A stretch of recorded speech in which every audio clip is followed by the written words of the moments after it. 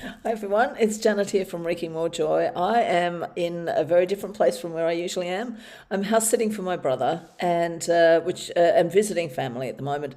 And I am going to go right off script today. For this season Reclaim, it's supposed to be all about practical things to help us reclaim joy, especially in our working lives. And I got to tell you guys, joy is feeling like something that's a very long way away. Not necessarily for me personally, although, you know, because I'm visiting family, which means there's a bunch of joy involved in that. There's the joy of getting to see my mum, who is an amazing 97-year-old and still going strong, and the joy of getting to see my family and all that kind of stuff. But at the same time, there is this collective sense that the barbarians are not merely at the gate, but they're well inside the compound and they're basically taking over everything. If you heard the news about the rape academy and everything else that's going on in the world, it feels like an attack on women.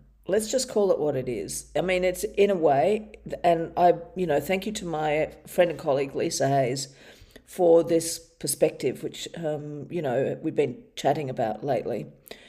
It's an attack on women that in many ways has not really changed its focus since the days of the ancient Greeks, the ancient Romans, these imperialistic cultures that said the function of women is to be possessions, to be chattels, to be owned by the father, owned by the husband. And if that woman doesn't marry, owned by the brother. It has been this concerted pushback against women having any kind of power. And Christianity came along and borrowed all of the kind of rules of the Roman Empire, aside from in the very earliest days.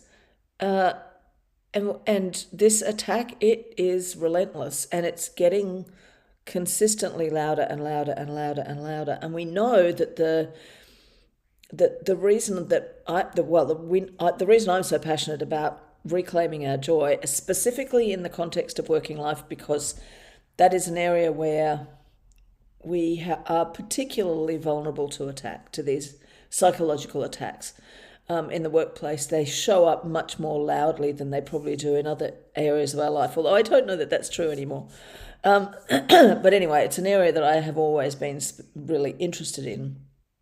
And the reason that I'm so eager for us to be able to access our joy in those environments is because that is part of what gives us back our power. It's part of what gives us back our ability to withstand these attacks, to not merely defend ourselves, but to actually actively counter the impact of these attacks on a broader scale. Because when you know how to access your joy, it makes you a lot less vulnerable to the kind of psychological and emotional attacks that give rise to feelings, very reasonable feelings of despair and rage and hopelessness and existential angst, whatever it might be. And I think one of the dangers of these conversations can be that it sounds a lot like saying, "Oh, well, just ignore what's going on and focus on your joy." And there are scenarios in which focusing on amping up joy through sensory delight, for example, is a really good practical thing. We know it's really good for the nervous system, etc., etc. But we have to have something to do with all of our rage, with all of our despair, because that stuff, if you buy into the story that says that this is a you problem, that your negative emotions are somehow a problem and that you shouldn't be having them and all of that stuff, then you're kind of doing the work of the patriarchy for it.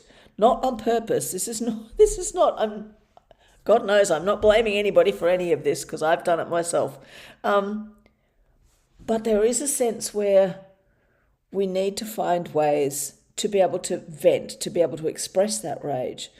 There are some techniques that we can use that kind of come outside of the main area of my focus, especially with this podcast.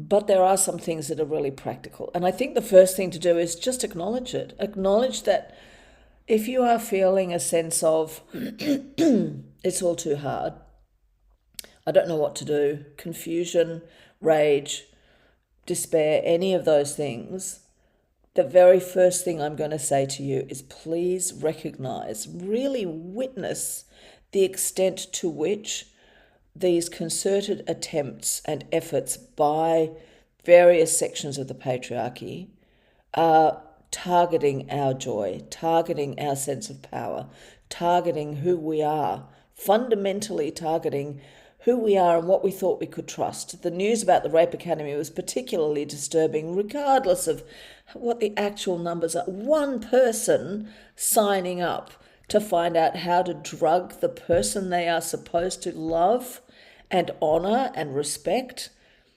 The fact that one person even thought that this was a good idea is horrific and appalling. I genuinely don't care about the 62 million. I mean, we love to use big numbers to kind of, as though they are somehow more meaningful, but literally one person doing it is already appalling and already disturbing. It is deeply disturbing to think that the planet contains someone who would do that.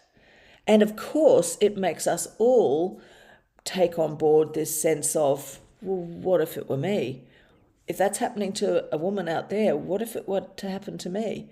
And every single bit of that erodes our sense of what we can trust, of what we can lean on. So today's episode is much more of a riff on a theme rather than a specific practical tip, but I do have something I want to share with you, and that is I wrote an article a few weeks ago about the relationship between courage and trust, and I still hold by everything that I put into that article. And also, I want us to begin to recognize that contrary to cowboy individualism, which is extremely popular in US culture and therefore has gone into Hollywood and gone into all of the other cultures in the world that pick up on that kind of stuff, we need to recognize that the collective effect is the individual and vice versa. And we need to find ways to support each other in this work that we all need to be doing of regaining our sense of, I get to determine my emotional landscape because I am not the victim here. Once I recognize that this is a deliberate, concerted effort to reduce women back to a kind of, back to being chattels, once I recognize that, I get a choice about whether I decide to engage with it or not, or whether to believe the bullshit or not. I know I have personally felt kind of immobilized and distraught over the last few days, which has been really troublesome, because this work of wreaking more joy, immediately my thoughts go to, well, who am I to even talk about joy if I can't access it myself? It's like, oh, Janet, it's not you. This is not a Janet problem. This is a cultural impact of something that I had not yet fully recognized.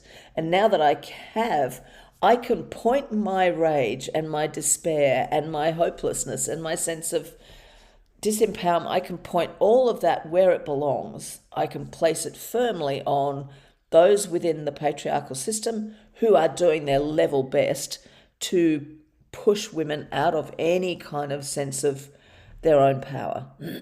So whether I'm talking about the Trump administration or the rise of a very, very dumb right-wing anti-immigrant party in Australia, or whatever I'm talking about, whatever I'm thinking about, these painful emotions that I have swirling through my body, they do not belong to me. I'm putting them right back where they belong, and I'm going to have some fun doing it. So this is my podcast episode for this week. As I said, coming from a very different environment, not a piece of Lego anywhere in sight. And it's coming from a different place emotionally as well. It's coming from a place that is a little more vulnerable, a little less, I don't know, a little less dressed up, but nothing fundamental has changed. We have all been getting these old systems of patriarchy and racism and ableism and classism and heteronormativity and all of those systems of oppression. We have been getting them installed in our brains over and over and over again. And partly because we were starting to make some inroads, the pushback has been fierce and loud, and it is really working hard to reactivate all of our sense of helplessness. And I'm fucking over it. I don't know about you guys, but I'm over it. So I'm going to be putting it back where it belongs. I will keep you posted. I will let you know how things go. And I am looking at the possibility of teaching some of this stuff maybe in June or sometime. So stay tuned. And until then, if there's something specific that you want help with, just drop me a message and I'm happy to do an episode on it. I have lots of practical stuff. And if you're looking for something practical, go back over some of the older episodes and see if there's anything you want to revisit. But for now, I am getting myself ready to go see my mum, maybe take her something tasty for lunch. And I will see you guys next week. Love you lots. Mwah. Bye.